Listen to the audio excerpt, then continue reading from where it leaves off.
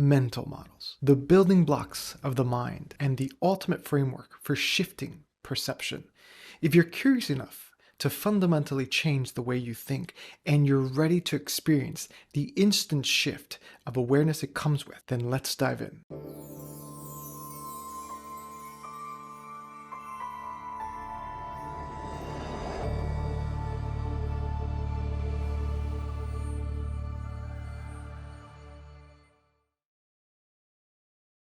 Welcome to the Archetype Podcast, where we explore thought-provoking ideas that shape the human experience. I'm Alex Redondo, and in this episode, we're talking about mental models, what they are, and how to use them. By the time we're done, you'll be able to think more strategically, improve your decision-making skills, and have the ability to understand the world at a much higher capacity than most. I like to start off by saying that using mental models are among the most important practices to consider when designing experiences, simply because the way you approach complex challenges is directly correlated with how well you rationalize and understand reality. And mental models are absolutely instrumental in elevating the quality of your approach and the overall outcome of an experience. In the experience design field, you are constantly having to push beyond your boundaries of your own perception and biases.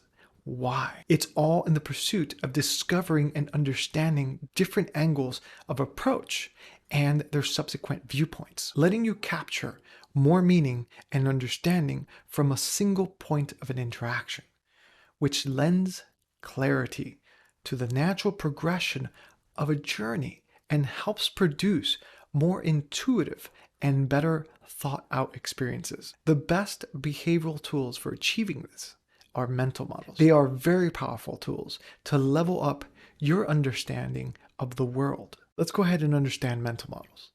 Mental models refer to the thought process that you use when thinking and rationalizing your reality and your overall perception of the world. All of this is done in order for you to understand various parts or degrees of an event. Whether that event is a problem you're facing, you're looking to future-proof your solution, or whatever it is that requires you to gain a better grasp and understanding of it. It's a highly personal and internal practice. To better understand the concept of mental models and what they are, imagine each model as a tool that you use to achieve a particular outcome, much like using a hammer when you need to nail something down or a pen for writing. We use different models to help us understand and solve different aspects of reality. And just like the tools in the real world, you get better results from the type of models you use, the number of models available to you, the quality of those models, and your depth of knowledge in using those models appropriately. Unfortunately, we're often not taught about mental models early on in life, and it's completely natural for us to simply figure things out on our own. I even encourage it with my own kids. They get to build out their own thought processes about how something works in the world. But when you're not introduced and made aware of mental models, you'll tend to fall back on your tried and true model, whatever that is, that has helped you countless times in the past. Now take a hammer as a perfect example. If you use it often enough, eventually everything you come across will only be seen as a nail you have to hammer down. It might work, but it's probably not the right tool or the results you're looking for. The problem here is that if you're only looking at an issue in one way, you probably have blind spots that you're not even aware of. And those can be very dangerous by putting you at a huge disadvantage that you didn't even know you had. Now, for clarity, imagine skydiving, but you forgot to pack the backup parachute just because you didn't know you had to. For all you know, you probably aren't seeing the world clearly for what it really is, or perhaps you see it better than most of us. Regardless of this fact, having highly effective and useful tools in your behavioral toolbox and knowing how to use them will help you level up your game and open doors that most of us never even venture opening. Now let's explore 3 core mental models that I personally use and recommend.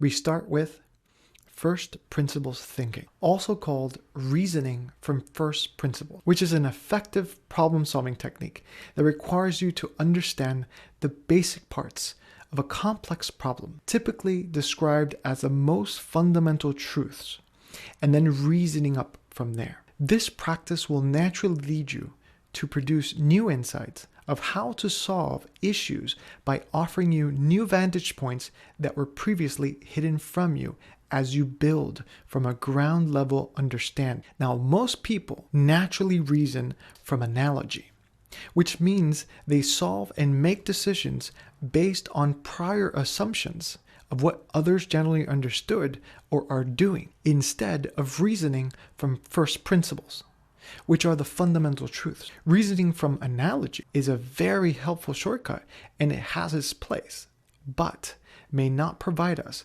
with true breakthroughs. However, first principles thinking will help you develop a unique approach to innovate and solve difficult problems in truly novel ways. A famous example that we can all learn from is when Elon Musk was faced with the high cost of battery packs, which historically cost about $600 per kilowatt hour. Now, naturally, most people would simply consider that the anchor price before venturing off to get the most competitive offer possible. But he applied first principles thinking and asked, what exactly is a battery made out of? Which was cobalt, nickel, aluminum, carbon, and some polymers. Now, from that new vantage point, he then asked how much would it cost to buy these materials from the London Metal Exchange, leading him to an unbelievable price point of about $80 per kilowatt hour, and clearly providing a solution that most wouldn't have even discovered if it wasn't for first principles thinking. Now, this is a great example because it's simple, yet illustrates how effective applying this thinking is in the real world. A quick way to apply first principles thinking to your own situations would be to ask yourself 3 questions. 1, am I basing my decision or understanding of this on previous assumptions? 2, can I break it down into smaller pieces to get to the fundamentals, the real core elements of it? And 3, what could be some new vantage points that are revealed to me as I reason up from the fundamentals? Now, as your mind navigates through these questions, you'll naturally be led to new insights that will inform the greater scope of the solution. The second mental model has to be second order thinking, which requires you to account for not simply the immediate outcome of a decision, called first order consequences, but the future consequences arising from the actions of your decision. It encourages you to think past the immediacy and superficial nature of a decision, which everyone can do, and moves you into a more strategic and intentional mindset. A great business example of this would be when you're managing a tight deadline and unfortunately decide to cut corners when launching a product. The first order consequences for the decision probably gets you a very healthy increase in sales and you look great at the company. But second order thinking or second order consequences might be in the form of a flood of lasting bad reviews, higher call volume or support tickets, and probably a negative impact on the brand's overall reputation, and probably yours too. If you keep avoiding second order consequences, you'll probably face some bad compounding effects that everyone will eventually have to deal with. See here, second order thinking comes in handy to help avoid issues like this. Another great but personal example could be that you decide to start eating healthy, work out, and meditate on a daily basis. That's probably going to be a first order negative where you don't see results at all, but second order positive where in the long term, it will provide you with amazing benefits to your body, mind, and overall well-being. Now you're probably thinking, this sounds great, but it might become a lot to apply on a regular basis, but it really isn't. And the advantages far exceed the task of applying it. Consider this. The best way of outthinking others comes from second order thinking, especially since we live at a time where we've trained ourselves to have a very unhealthy relationship with instant gratification. And as a result, it's conditioned us to seek out high impacting first order consequences and ignore second order ones. If you apply second order thinking, you're creating advantages, while others are living moment to moment. Let that sink in. 3 practical ways to apply second order thinking is by A, simply asking, what happens next? To work through the sequences of events until consequences arise from it. B, thinking about it in terms of time intervals, such as what would be the consequences in 7 days, 7 months, or even 7 years. And C, which is a much more hands-on approach, would be to draw 3 circles on top of each other, making each one slightly bigger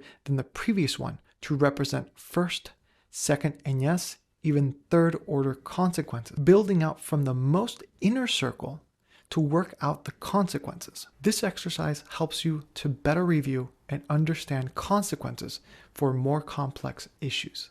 The third mental model is inversion, and it is by far one of my favorite mental models because it's the concept of reverse engineering a situation by starting from an inverted mindset to identify markers that work against you and teasing out the natural supporting markers that help you achieve a desired outcome. Sounds like a lot, but I promise you that it is absolutely powerful. In fact, inversion is typically applied to hard mathematical problems because when they are approached in reverse, they are more easily challenged and ultimately solved. There are 2 ways of applying this mental model. The first is the overly simplified method, which is more like a rule of thumb approach and what you tend to hear on how most people apply it. Here's a great example of that.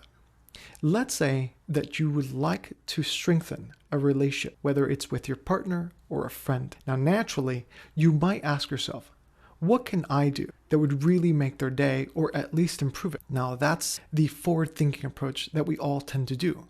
But applying inversion is to take the reverse position and ask, what would be something that I can do that would ruin the relationship? This inverted way of thinking will provoke and provide you with clear-cut answers, such as lying, being inconsiderate, or being undependable. The approach here is to simply focus on cutting out or avoiding acting on the bad markers we just identified, which in this situation will clearly ruin your relationship and go against your desired outcome, which is strengthening the relationship.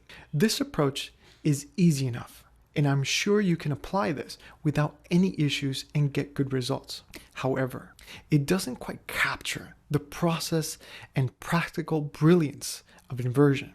So here's the second approach and a better way of understanding and applying inversion to increase its potential. In the second approach, what we're looking for is to formulate the ideal situation and then tease out what will support that situation to naturally allow for a successful outcome. Here's what I mean by that. A situation plus a response equals an outcome. Every outcome you experience in life is a result of how adequately you can react to a situation. The right responses that support your ideal situation will produce the outcome. An outcome will always be a varying degree of success or failure. What you really want to focus on is defining the situation and the responses required to support it that will produce the desired outcome. Applying the inversion mental model will reveal the supporting responses needed for your situation and its subsequent outcome. Let's put it into a quick example to better illustrate. Let's say that we're tasked with improving signups for an app. After understanding the requisites for the task, my ideal situation is simple: to achieve a highly efficient onboarding process. Much like what we did with the previous example, I'll apply inversion to seek out what would make the onboarding process fail. That there are 3 main things that will produce a failed outcome. 1, making it overly complicated. 2, making it confusing or unclear. And then 3, making it a long drawn out process. The answers brought about from the inversion approach would then become the responses that will both destroy what you're setting out to do and help reveal the supporting ones. So, what would be the right responses? If making it overly complicated, confusing or unclear, and making it a long process will assure its failure and represents an inefficient onboarding process, then its successful counterparts would be to make it a short and simple but highly informative experience that clearly outlines the benefits, ease, and convenience of using the app, while also capturing the most essential details in the process. These supporting responses emerge from understanding the negative impacting ones.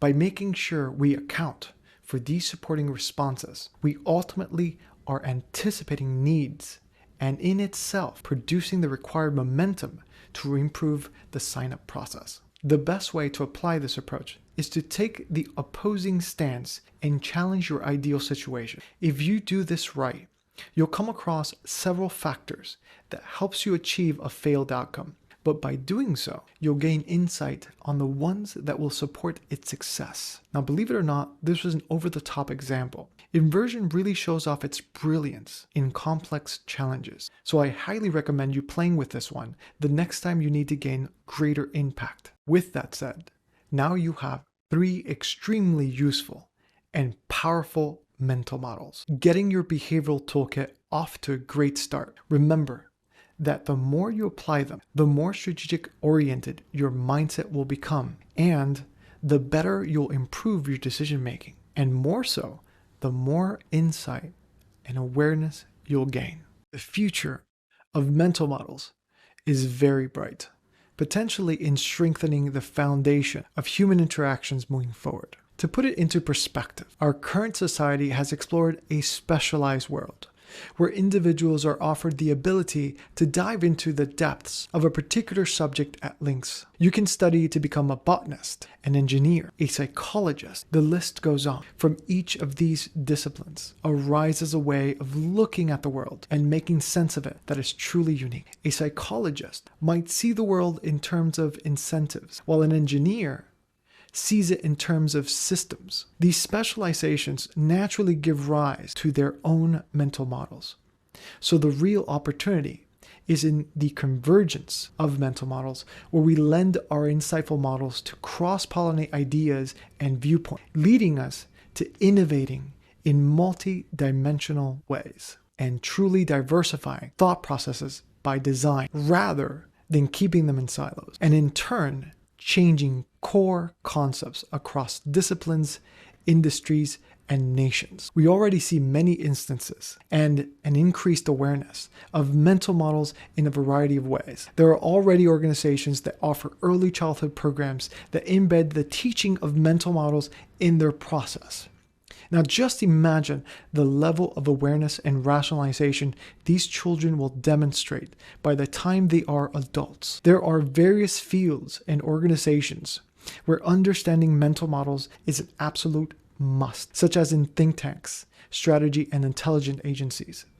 Not to mention the growing desire in leading tech companies on encouraging employees to use mental models to further perform. In experience architecture, we construct mental models from observations of how someone interacts with an existing or a proposed system to better address their needs and understand what would best serve their expectations, helping to embrace and learn from an ample breadth of experiences which offer countless insights every day.